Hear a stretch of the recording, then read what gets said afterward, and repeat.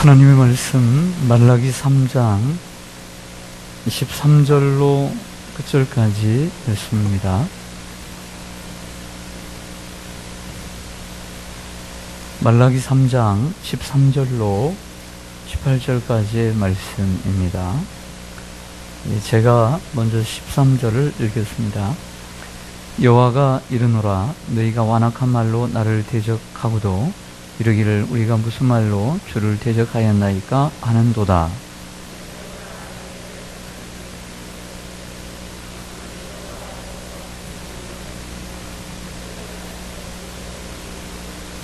지금 우리는 교만한 자가 복되다 하며 악을 행하는 자가 번성하며 하나님을 시험하는 자가 화를 면한다 하노라 함이라.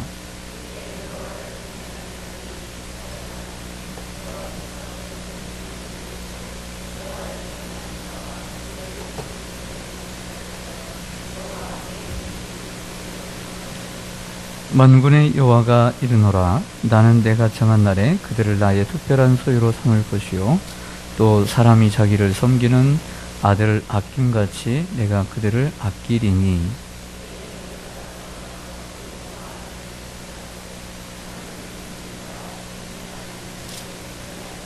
아멘. 기도하겠습니다. 하나님 아버지 감사합니다. 저희들을 불러 주님을 경배케 하시고 또 아버지 하나님 앞에 예배케 해주시니 감사합니다. 시대는 많이 흘러서 21세기를 달려가고 있지만 주님의 거룩한 자녀들이 하나님 상대적인 가치 속에서 하나님을 섬기지 않고 하나님 절대적인 가치와 절대적인 성경의 기준을 가지고 이 금요 밤에도 주님 앞에 올라와 예배케 해주시니 감사합니다. 하나님, 이 시간 예배하는 저희들에게 큰 은혜를 더하여 주시고 오늘 우리들을 이 자리에 불러주신 하나님의 뜻이 있는 줄 믿사오니 연약한 저희들을 통하여 하나님의 뜻을 나타내 주시기를 원합니다. 슬픔을 당한 가정을 크게 위로하여 주시고 하나님, 피치 못한 사정 가운데서 사모하나 이전에 오르지 못한 주의 성도들을 기억해 주시기를 원합니다. 주님의 말씀 속에서 주님의 뜻을 찾는 귀를 열어주시고 눈을 열어주시고 깨닫는 영을 허락하여 주시옵소서. 예수님의 이름으로 기도드리옵나이다. 아멘. 요즘 우리가 살아가고 있는 이 사회에 여러 가지 슬픈 현상이 많이 있습니다. 그것은 누군가 잘못을 지적해 줄 때 감사하며 받아들이기보다는 왜 쓸데없이 남의 일에 간섭이야 하고 오히려 화를 내는 일입니다. 심지어 가정에서 자녀들도 부모들도 자녀들에게 간섭하는 것이 쉽지가 않은 시대가 되었습니다. 부모들도 그런데 학교에서는 어떨까요? 학교에서 정말 선생님의 역할을 하기가 쉽지 않은 때입니다. 부모 또한 자녀들에게 뭐라고 하면 요즘 이제 사춘기의 아이들은 다른 부모들은 안 그러는데 왜 엄마만 왜 그래? 왜 나를 못 살게 굴어 하면서 대들 때가 있습니다. 얼마 전 뉴스를 들었는데 미국에서의 뉴스입니다. 미국에서 한 부모가 엄마인지 아빠인지 모르겠는데 정확히 기억이 나진 않는데 아이를 깨웠답니다. 학교를 가야 되니까 깨웠겠죠. 깨웠더니 잠자는데 깨웠다고 총으로 쏴서 부모를 죽였습니다. 그때부터 저희 부모는 애들을 잘 깨웁니다. 그때부터 우리는 조심스레 깨우기 시작합니다. 그래서 우리끼리 얘기합니다. 죽기 전에 잘하자. 얼마 전에 세계적으로 유명한 테니스 코치가 그의 아버지의 가르침에 대해 언급한 적이 있습니다. 그의 아버지는 좋은 이야기든 나쁜 이야기든 남이 해주는 말을 감사히 받아들여라. 그것은 내가 아직도 쓸모있는 존재, 가능성 있는 존재라는 뜻이란다. 반면에 너에게 어떤 이야기도 해주는 사람이 없다면 너는 아무 의미 없는 존재라는 뜻이다. 이런 말을 했습니다. 그런데 더 큰 문제는 부모나 선생님이나 선배나 이 세상 사람들이 나에게 말해주는 것을 거슬리게 생각하고 그리고 고깝게 듣지 않는 것은 그렇다 할지라도 하나님의 말씀을 그런 식으로 듣는 사람들이 있다는 것입니다. 바로 그 사람들이 오늘 말라기 시대를 살고 있는 바로 그 시대의 사람들이었습니다. 여러분, 말라기서에는 다른 성경에 없는 독특한 대화의 형식이 있습니다. 그 1장 1절부터 나오고 있는데 이런 형식이었어요. 하나님께서 이스라엘 백성들에게 너희는 이것을 잘못했다 라고 지적을 하시니까 이스라엘 백성들이 어떻게 나왔죠? 하나님, 우리가 언제 그런 일이 있습니까? 라고 하는 이러한 대꾸하는 형식이 바로 말라기 전체의 이러한 대화의 형식입니다. 하나님께서 말씀하시면 그것을 제가 그랬나요? 하나님 말씀하시면 다 사실이죠. 진실이죠. 제가 잘못했습니다. 제가 몰랐습니다. 제가 고치겠습니다. 회개합니다. 그러면 되잖아요. 근데 이스라엘 백성들은 어떻게 하냐면 제가 언제 그런 적이 있어요. 마치 어린애들이, 사춘기 애들이 아니면 학생들이 선생님이 또 부모님이 나무라면 뭐라고 대답해요? 네. 그렇습니까? 이럽니까? 마치 아이들처럼 내가 언제 그러냐고 말이야. 그러면서 막 선생님들 앞에서도 말이야 쌍시옷을 하고 막 그렇게 하는 그런 아이들이 있습니다. 이스라엘 백성들은 우리가 언제 그렇게 했습니까? 라고 하면서 증거를 대보라고까지 얘기를 했습니다. 그러자 하나님께서 그것을 하나하나 다 풀어내시는 것이 말라기의 대화의 형식이지요. 오늘 본문에서도 그런 형식이 나옵니다. 13절을 보실까요? 여호와가 이르노라 너희가 완악한 말로 나를 대적했다 이렇게 말씀을 해요. 맞지요? 완악한 말로 나를 대적하고도 이르기를 이스라엘 백성들이 뭐라고 대답해요? 우리가 무슨 말로 주를 대적하였습니까? 라고 따지듯이 얘기하는 것이죠. 먼저 여기서 우리는 완악한 말이 무엇일까를 한번 생각해 봅니다. 완악한 말이 무엇일까요? 여러 가지 의미가 있겠지만 저는 이렇게 생각합니다. 완악한 말, 그것은 하나님 앞에 해서는 안 되는 말이죠. 완악한 말이란 하나님께 해서는 안 되는 말을 의미하는 것이 아닌가. 하나님 앞에 해서는 안 되는 말이 있다는 것이죠. 바로 그것은 하나님의 마음을, 하나님의 가슴을 아프게 한 말이라는 것이에요.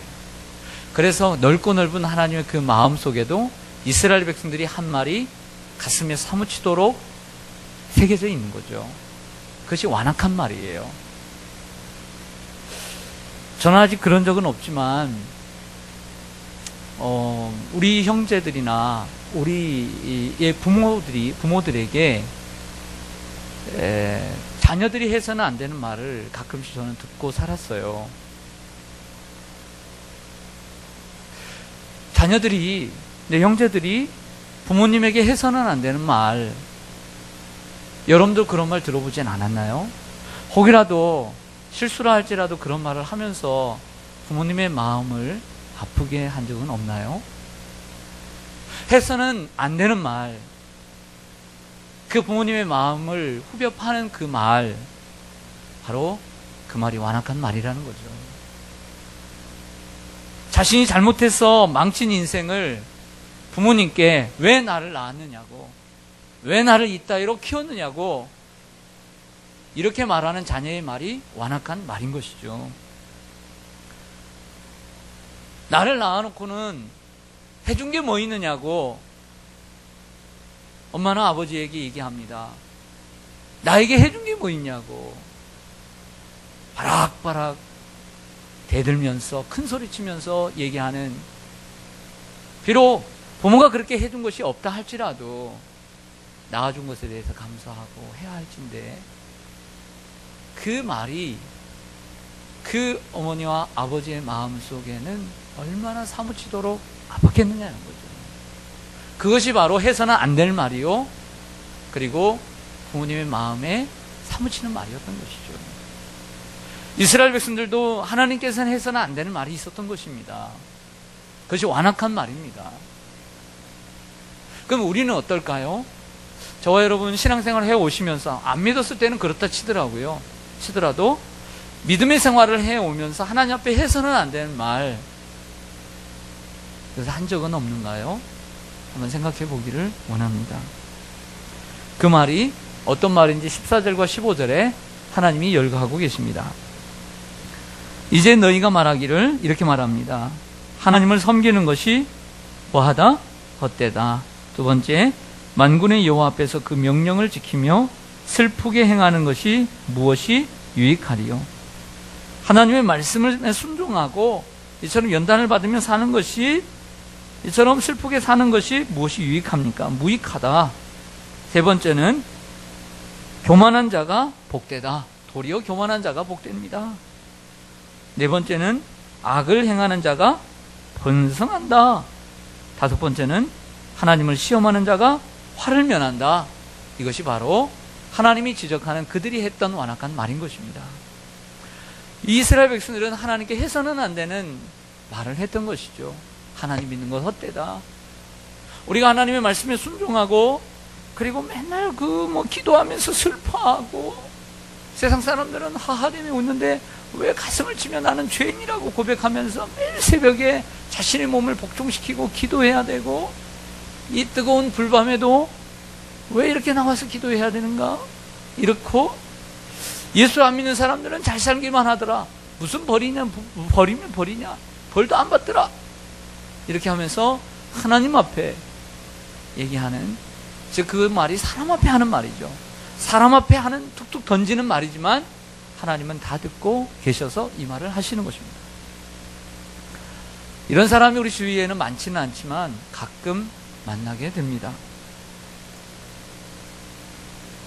이런 사람의 대표가 성경에 있다면 가룟 유다입니다. 가룟 유다는 세상 유혹에 마음이 팔려서 신앙을 팽개치는 사람이었습니다. 처음에는 예수님이 이스라엘 백성들, 이스라엘의 로마의 제국을 무너뜨리고 이스라엘의 새로운 제국을, 왕국을 일으킬 왕이 될 거라고 생각을 하고 그분을 졸졸 열심히 따랐습니다. 그런데 가만히 예수님의 말씀을 듣다 보니 그게 아닙니다. 예수님의 말씀을 듣고 보니 그분을 따르다 보면 나까지 죽을 것 같아요. 그래서 결단을 내립니다. 저 선생 예수를 팔아먹어야 되겠다. 그래서 팔게 된 것입니다. 예수님은 누구든지 제 목숨을 권고자 하면 잃을 것이요 누구든지 나와 복음을 위하여 제 목숨을 잃으면 구원하리라고 마가복음 8장 35절에 말씀하셨습니다. 혹 가룟 유다와 같은 사람은 알지라도, 하나님을 떠난 이들은 알지라도 교회 안에서도 이러한 하나님 앞에 냉소적인 사람들이 있습니다. 이를 냉소주의라고 얘기하는데, 이런 사람들은 이런 것입니다. 아무리 잘 믿어도 되는 게 없더라. 사람들에게 얘기합니다. 아무리 기도를 많이 했어도 하나님 들어주지 않더라. 사람들에게 공공연하게 사람들에게 얘기합니다. 이런 사람들입니다. 하나님은 내 기도를 들어주지 않는 것 같다. 하나님이 살아계신다면 이럴 수 있느냐? 라고 말하는 사람들, 이런 냉소적인 사람들이 바로 여기에 속한다고 할 수가 있습니다. 어느 정도 이해는 갑니다. 얼마나 힘들었으면, 얼마나 고통스러웠으면, 얼마나 절망스러운 상황이었다면 저런 말까지 했을까? 이런 측은한 마음도 듭니다, 사실은. 하지만 그래도 그렇게 말해서는 안 되는 것입니다. 왜입니까? 하나님은 우리의 말을 다 듣고 계시기 때문입니다. 하나님께 하는 말만이 아니라 기도할 때도 내가 사람들에게 그냥 던지는 말도 하나님은 다 듣고 계시기 때문입니다. 시편 19편 14절에 마지막 절에 다윗은 이런 고백을 합니다. 나의 반석이시오 나의 구속자이신 여호와여, 내 입의 말과 마음의 묵상이 주께 연락되기를 원합니다. 하나님 앞에 우리가 나 기도해야지 하고 하나님 아버지 이렇게 기도하는 시간만 하나님이 우리를 들으시는 것이 아니라 우리가 하는 모든 말을, 우리의 개인적인 독백이든 아니면 사람들에게 하는 대화이든 그냥 툭툭 던지는 말이라 할지라도 그 모든 말을 하나님이 들으시고 연락하신 줄 믿습니다. 민수기 11장 1절에 보니까 여호와께서 들으시기에, 뭐 하시기에? 들으시기에 백성이 악한 말로 원망하매 여호와께서 들으시고 진노하사 여호와의 불을 그들 중에 붙여서 진영 끝에 사르게 하시매 라고 말씀하고 있습니다. 이런 본문들이 여러 번 나옵니다. 이스라엘 백성들이 원망하며 하나님이 들으셨다. 하나님이 다 듣고 계신다는 것입니다. 하나님은 이스라엘 백성들의 말을 모두 들으시고 계셨습니다. 가데스 바네아에서 민수기 14장에 보면 12명의 정탐꾼을 보냈습니다. 그래서 40일을 정탐하고 왔는데 그 12명 중에 10명은 보고하기를 그 땅은 심히 악한 땅이라. 그 땅의 사람들은 키가 크고 안악자손들이고, 그리고 그들의 열매는 이만한 에서 두 사람이 들기에도 벅차다. 그들의 무기는 강하고 그들의 성은 견고하고 우리는 그들 앞에서 메뚜기와 같다. 우리는 결탄코 그 성을 들어갈 수 없고 그것을 칠 수 없다라고 얘기를 합니다. 그저 이스라엘 백성들의 마음이 녹았습니다. 정말 힘들었습니다. 그래서 모세와 아론을 원망하기 시작합니다. 그들의 말은 어떤 말이었습니까? 그들의 말은 비신앙적인 말이었습니다. 그러나 그때 여호수아와 갈렙 두 사람의 정탐꾼은 고백합니다. 옷을 벗어서 찢고 외칩니다. 그 땅은 심히 아름다운 땅이라. 하나님이 우리를 기뻐하시면 그 땅을 우리에게 주실 것이다 라고 얘기합니다. 사랑하는 여러분, 또한 이렇게 말합니다. 그들은 우리의 먹이라, 그들은 우리의 밥이라 라고 말씀하십니다. 이때 하나님이 들으셨을까요? 안 들으셨을까요? 저는 들었다고 믿어요. 할렐루야. 그래서 하나님이 그 말을 들으시고 여호수아와 갈렙을 얼마나 사랑하시는지 몰라요. 얼마나 사랑하시는지 몰라요. 얼마나 사랑하시는지 몰라요. 그 여호수아를 기억하고 그 중에 한 명은 모세의 후계자로 삼으셔서 가나안 땅에 입성하고 그 땅을 쟁취하고 민족의 조상으로, 하나님이 믿음의 조상으로 우뚝 세워주셨어요. 갈렙은 어떻습니까? 지금까지도 우리가 기억하는 인물로서 헤브론 땅을 취하는 믿음의 조상이 된 줄로 믿습니다.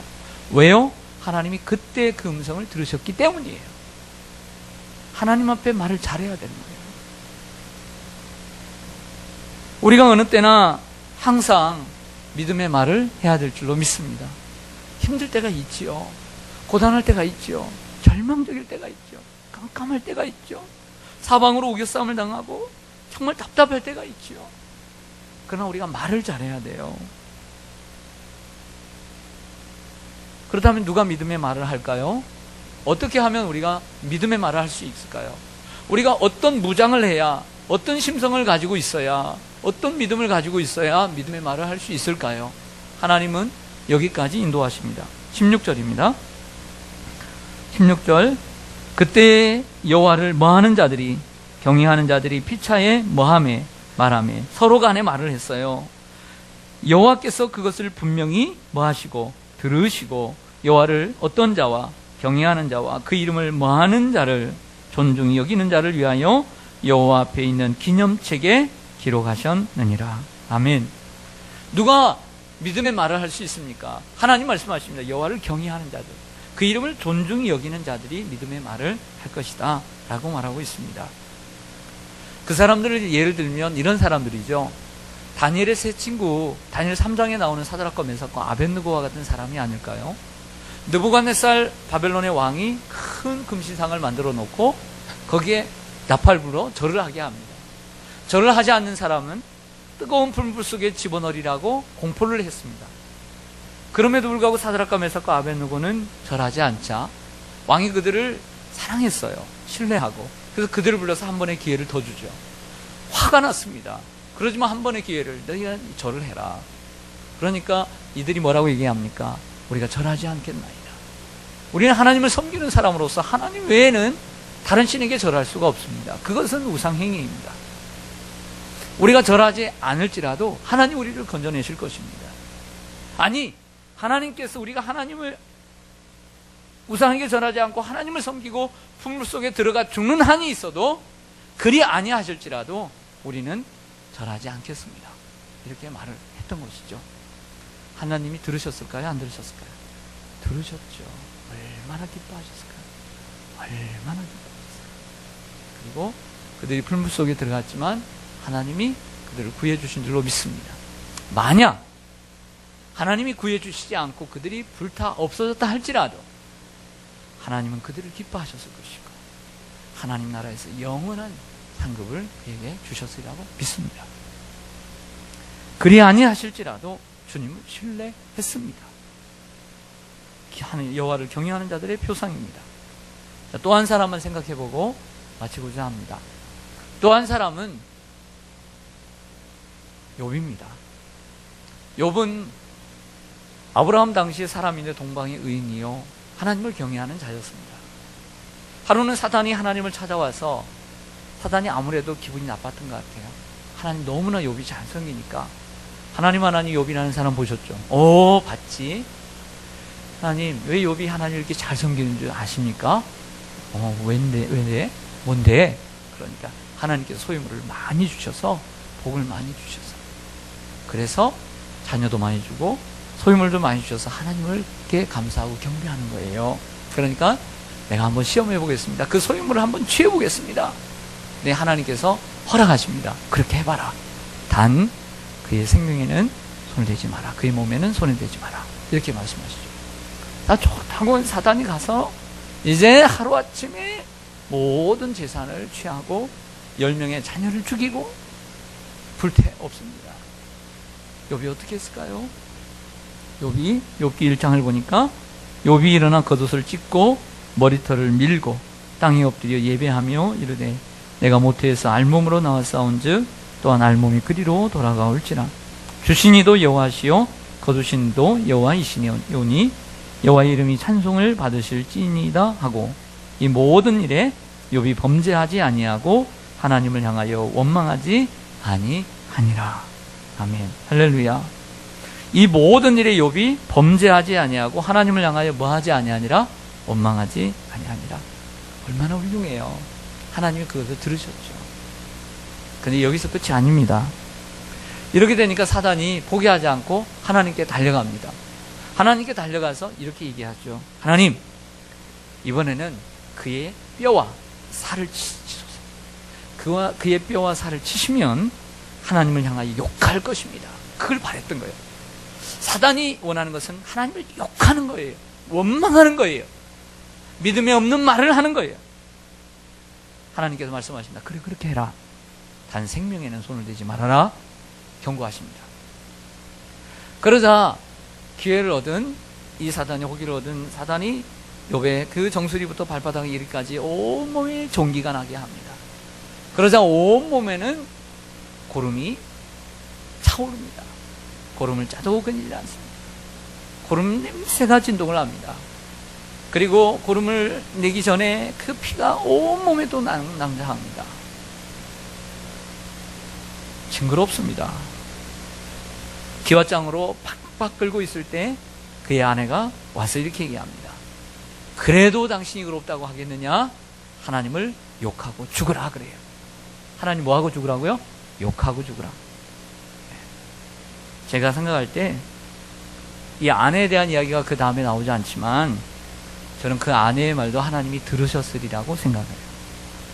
그리고 하나님께서 욥을 마지막 42장에서 갑절로 복 주실 때 재산도 갑절로 주시고 근데 자녀는 10명인데 딸 셋만 더 주셨는데 아내는 바꿔주셨다는 말을 안 하더라고요. 그러나 저는 생각하기를 아내까지도 하나님이 바꿔주시지 않았을까. 하나님이 그 말을 들으시고 더 예쁘고 더 참하고 믿음 좋은 아내를 주시지 않았을까. 그러니까 아내들도 입 조심하시고 말 조심하시기를 바랍니다. 아멘을 안 하시네요. 제 생각이에요. 여기까지. 괜히 이거 나가면 이거 이단이 나올 수 있으니까 제 생각이에요. 제 생각.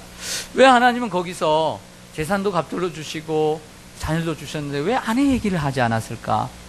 저는 궁금해요. 하나님께 다시 한번 가서 한번 여쭤보려고요. 사랑하는 성도 여러분, 여러분들의 형편이 오죽하면 그런 말을 낼 수 있겠습니까? 이해는 가요. 하지만 힘들고 어려워도 하나님께서 왜 내 기도를 들으시지 않을까? 내가 그렇게 기도했는데 정말 하나님이 살아계신가? 이런 생각을 하실 수가 있을지 모르겠습니다. 하지만 그럼에도 불구하고 믿음의 말을 하시기를 바랍니다. 믿음의 말을 내시기를 바랍니다. 오늘 17절에서 18절을 보겠습니다. 이렇게 믿음의 말을 하는 사람들을 하나님께서 어떻게 하시는 줄 아세요? 그 마지막 축복입니다. 같이 읽겠습니다. 시작. 만군의 여호와가 이르노라. 나는 내가 정한 날에 그들을 나의 특별한 소유로 삼을 것이요 또 사람이 자기를 섬기는 아들을 아낌같이 내가 그들을 아끼리니. 아멘. 할렐루야. 여러분, 좀 힘들다고 하나님 원망하고 불평하는 사람, 하나님이 그들의 말을 완악한 말이라고 얘기해요. 마음에 사무치는 말이라고 말씀을 하십니다. 하나님 앞에 해서는 안 된 말. 또 부모님께도 어버이날이 좀 가까이 오는데 부모님께도 해서는 안 될 말이 있는 거예요. 부모님께도 해서는 안 될 말. 그 말하면 안 돼요.